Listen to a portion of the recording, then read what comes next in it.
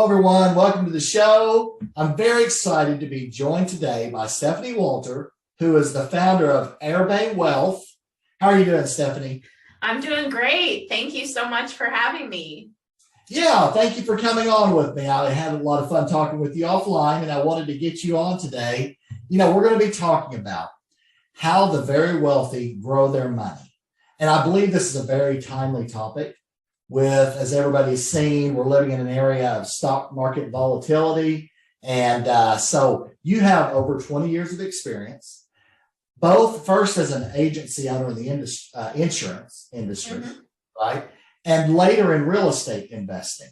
Can you tell us kind of how you got started in this world? Yeah.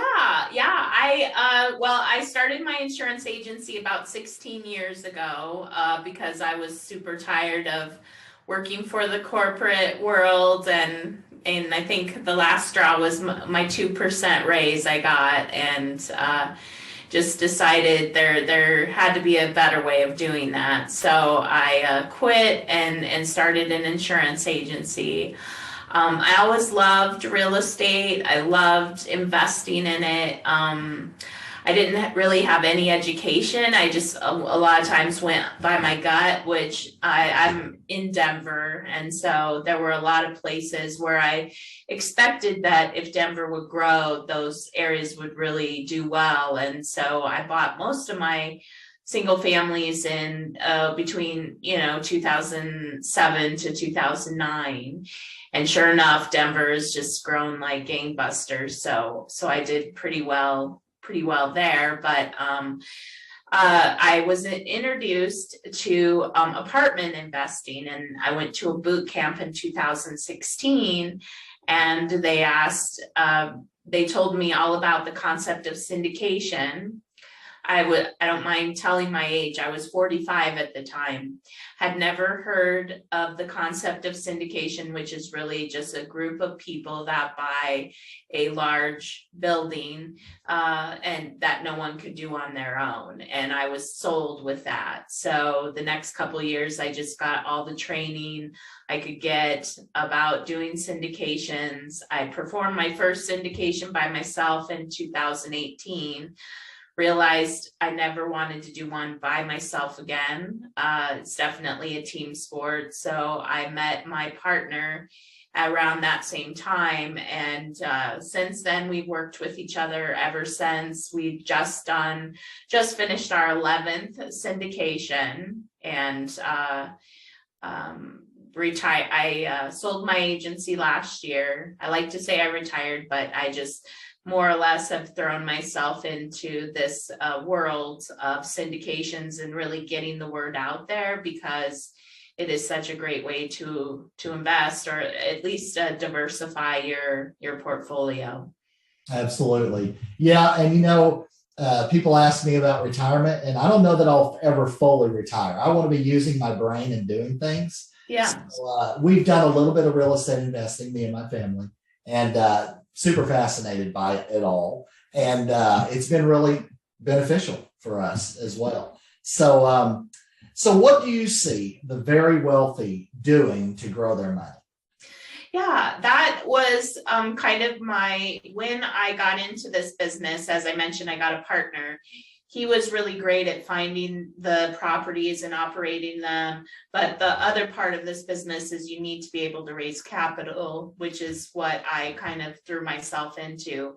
And by doing that, I ended up interacting with a lot of wealthy people. And I would look at their financial statements and see there were things that were different, but I just really couldn't put my finger on it till I'd been working with them for a while. But in general, I guess a general thing to say is that wealthy people invest. They look at their money differently than we do. They look at their money as a tool to work for them, to give them cash flow. So in my scenario, I had all of these rental properties, and I had a great net worth on paper, but I was working as a landlord and making, $100, $200 a month of cash flow. That's not the way the wealthy do it. They look to use their money at all times. Very few of them have 401ks, which I found quite curious. And the reason is because they want to be making decisions with their money and investing it for themselves at any time. What that means is they invest a lot in businesses. They invest in syndications, which is what I do, a real estate syndication, because these are all cash flowing things. They're very interested in investing in teams, the teams that are behind these investments, but they're very motivated by cash flow. Right, absolutely. They're using their money to make more money. Yes. And they don't have to be involved in the day-to-day, every hour doing, right? Yep, they find their team, they trust their team. And I think I saw that somewhere, I don't know, on Facebook, or someone put a quote is that the wealthy get wealthy through team. They look at it as a team process. And I was like, there's nothing, that is the truest thing I've heard. Whereas a lot of people, the myth is that the wealthy person does it alone, all by themselves. That's actually not true. Mm-hmm. The average person puts their money into an investment, whether that is their 401k or whether that's like me, my rental properties, and just have this money sitting there. That was my goal for 30 years. And then yay, I own these properties and I get the cash flow. That's same thing with a 401k. And neither of those things would be acceptable to a wealthy person, because they want their money working for them now and giving them returns now. Right. Absolutely. Very good nuggets of knowledge right there. So what do you see as some of the biggest challenges facing investors today? Oh, I mean, I think huge challenges is the inflation right now. I was just putting together an article, and it's, I think everybody's pretty much heard that it's at a 40-year high, 7.5%. What it has been, throughout most of my life is, 2 to 3%. Right. So people are trying to figure out how in the heck am I not going to lose money every year in my investments when inflation is taking, almost 8% of that money. Right. And so what I've heard, I listened to a lot of talk shows and all that, they talk about investing in tangible assets, what assets that, hold their value, and specifically for what I do, that would be a syndication, would be a real estate, like a multifamily apartment complex. And we buy in areas where there's projected to be a lot of growth. And then what we're seeing is rent growths right now are and they have historically kept up with inflation. Last year in our properties, we were seeing double-digit rent increases. And so that you need to find assets that are going to, give you that hedge against the inflation, which we don't really know what's going to happen with that. But, keeping your money in the bank, obviously a bad idea. The stock market, we just don't know. We don't know what what's happening, the fluctuation there, what's causing it. And so, I think most people that I've heard are very invest in gold or invest in cryptocurrency, which I personally don't understand, or, invest in property, something that, has a value to it and can have a cash flow that comes out of it. And also in businesses, we were talking about how some businesses have done really well over the last few years. There's a lot of cash flowing businesses that are doing really well right now that you could invest in and get great cash flow from. Right. Absolutely. We live in Oklahoma City, and we were the 13th fastest growing large city, and I've seen it all around me. We built a new high school. It's expanding. It's just right near me, right? So I've seen the expansion. I see the apartment complexes coming in. They're building all over the place, honestly, between us and Norman, Oklahoma. So I see it like firsthand what's happening in an area, that's growing like that. What would you say are top 2 or 3 benefits of getting your investment strategy right? Oh, top 2 or 3 benefits to getting your investment strategy right. I think I'm a pretty good example of it. It was hard actually to wrap my mind around changing the way that I was looking at my strategy for my investments. I think mainly having a real open mind about, changing things the way that you're looking at money. But for me to I largely took my money that was sitting, just sitting in my rental properties, sold those properties and put them into these syndications. Right.